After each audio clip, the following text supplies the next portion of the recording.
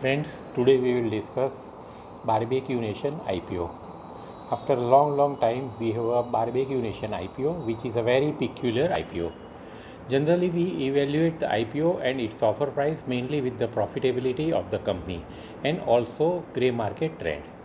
Whether we like or we don't like, but the grey market trend has been all important factor in deciding the IPO subscription.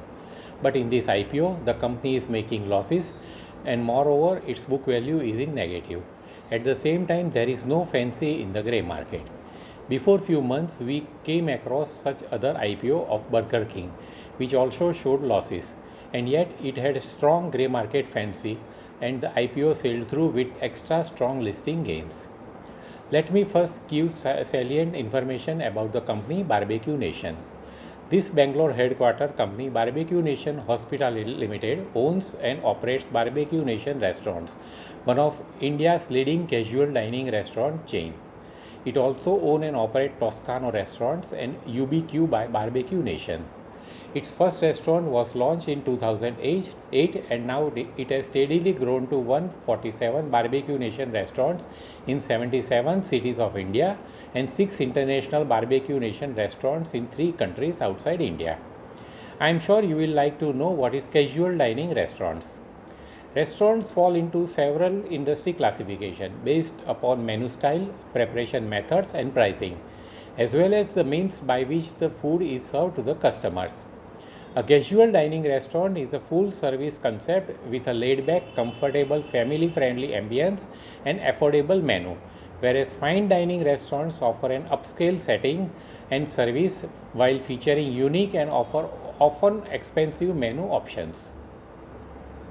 According to the Technopack, the chain casual dining market in India has been flourishing over the last few years. The chain CDR segment represents the second largest share in the chain food services market in India after QSR. In financial year 2020, the size of chain casual dining market is estimated to be rupees 134 billion. The segment is expected to grow at a healthy CAGR of 18% to reach rupees 302 billion by financial year 2025. These Barbecue Nation restaurants have experienced steady growth in the number of covers over the last 3 financial years, and the proportion of its total revenue from weekday sales and lunch covers at Barbecue Nation restaurants is relatively high as compared with the industry average.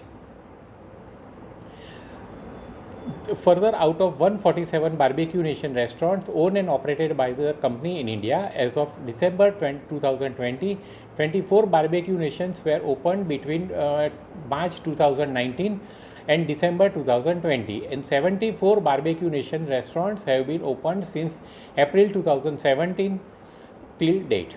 Consequently, the company is in the position to monetize the benefits of its recent expansion in the past few fiscals. The promoter of barbecue are Sayaji Hotels, its group companies, Kayum Danani and family members. So we can safely assume that the promoters have rich experience of operating restaurants. The offer comprises of fresh issue and offer for sale. Net proceeds is proposed to be used for setting up new Barbecue Nation restaurants in India, as well as for repayment and prepayment of loans of the company and its subsidiaries. The issue will open on 24th March 2021 and closes on 26th March 2021. This is book build IPO of 90.57 lakh equity shares, and the issue size is rupees 452.87 crores. Fresh issue is of 36 lakh equity shares amounting to rupees 180 crore. Offer for sale is up to 54.57 lakh equity shares amounting to rupees 272.87 crores. The face value is of rupees 5 and the shares are being offered at the upper price band of rupees 500. Minimum lot size for the retail investors is 30 shares. The scrip will be listed at BSE and NSE and the listing is expected on 7th April 2021. 75% of the IPO is reserved for QIB, whereas only 15% quota is for high net worth investors. That means rupees 67.94 crores. Only 10% shares amounting to rupees 45.28 crore are reserved for retail investor. So with just 30,191 applications, the retail portion will be oversubscribed one time. The most important part of the discussion, evaluation of the IPO.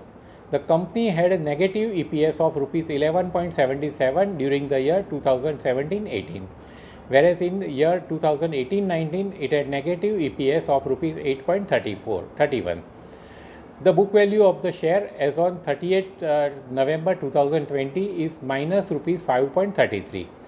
The company had shown a negative return on net worth.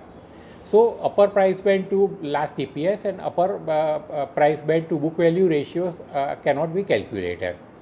Let's compare this IPO with the companies with the same business.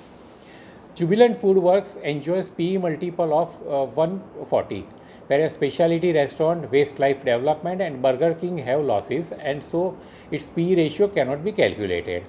So what to do? Due to negative EPS and also negative book value, standard financial ratios like PE ratio, price to book value ratio, etc. cannot be calculated. Another tool is grey market premium. However, in this IPO, no grey market premium or subject to rates are being quoted. So what to do? Under circumstances, generally chartered accountants and analysts apply another method of top line and its top line growth. The consolidated total revenue of this company changed from rupees 590 crore to rupees 850 crores during last 3 years. So it has shown CAGR of about 20%. Barbecue Nation is one of the India's fastest growing and widely recognized restaurant brands in rapidly growing CDR market. From just one restaurant in 2008, it has grown to 147 restaurants at present. And this market is growing at the rate of 18% per annum in the next 5 years. The company has very strong social media presence. At the end of December 2020, the company had over 10 lakh followers on Barbecue Nation's Facebook main page, whereas on Instagram page it has 1.5 lakh followers. So considering all these aspects, and in spite of no fancy in the grey market and in spite of negative EPS, you may venture to apply in this IPO, and the chances of long-term gains are very strong, but the chances of listing gains are 50-50.